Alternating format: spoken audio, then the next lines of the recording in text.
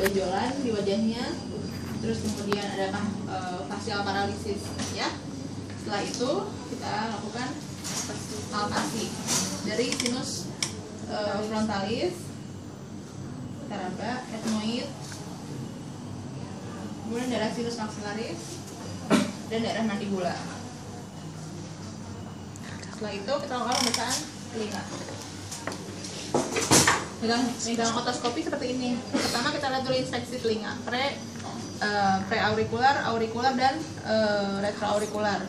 Nah, preaurikular kita lihat apakah secara keseluruhan ini telinganya ada kongenital atau tidak, mikrotia dan lain sebagainya. Kemudian adakah tumor. Nah, dari kita apakah ada tanda-tanda inflamasi ya. Kita raba daerah preaurikularnya. Ada sakit pak, ada nyeri. Nah, jadi keraba itu palpasi itu bukan hanya kita melihat benjolan, tapi inflamasi atau nyeri juga kita tanya ke pasiennya ya. Setelah itu sama yang daerah sini juga retroaurikular. Nah, kemudian otoskopi seperti ini ya tampilannya ya. Nih, jangan di sini, kalau di sini nggak akan kelihatan apa-apa deh ya. Kita masukin nih otoskop, kita lihat ini lampu nggak usah ke sini ya, lampu kepala kita arahin ke tempat lain, kita pakai lampu yang ada di otoskopnya. Kita lihat di daerah CAE-nya apakah ada cerumen, sekret, kemudian tanda inflamasi. Misalnya kalau tidak ada, kita nilai juga membran timpaninya apakah intak atau perforasi, dan refleks cahaya. Refleks cahaya itu ada di membran timpani ya. Setelah itu, setelah kita nilai normal, kemudian kita lepas lagi, terus telinga sebelahnya ya pak ya.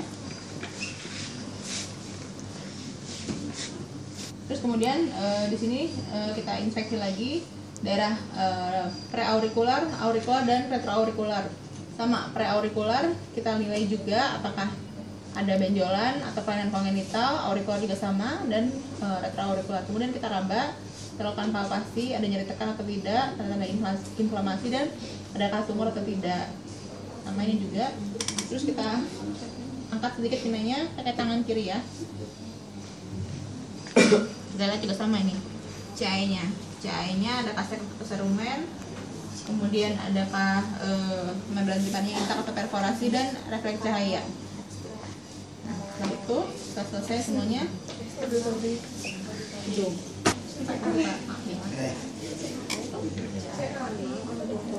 Untuk pemeriksaan hidung seperti ini megangnya spekulum, kita arahkan lampu kepala ke daerah hidung.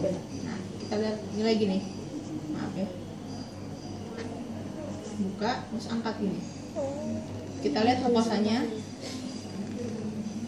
apakah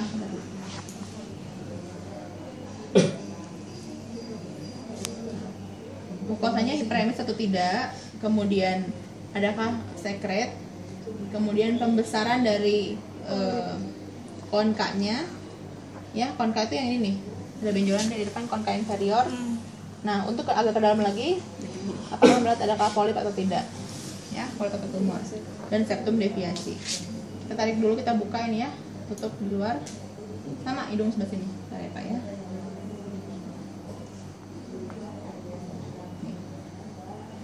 Ini juga sama, kita lihat mukosanya, kemudian pembesaran dari konka inferior, terus kemudian sekretnya bagaimana, adakah septum deviasi, dan adakah polip atau massa tumor. Kamu katanya disitu ngeliat hidung. Bisa kamu terangin ya? Habis ini kamu terangin. Nah, buka mulutnya pak ya.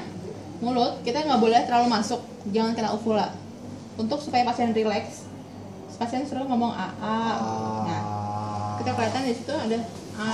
Nah, itu kan kelihatan tuh tonsilnya, uvulanya, faring, daerah palatum ya. Nah, kemudian maaf, daerah bukal, kita lihat bukalnya ya, bukal yang sebelah yang lateral sama bukal juga ya. Lidahnya angkat pak. Nah, untuk ada yang bertanya lagi? Kamu mau nerangin sekarang? Bisa nggak? Ayo Dani. Kenapa nggak di sini tadi, nggak di depan? Kalau di belakang nggak kelihatan.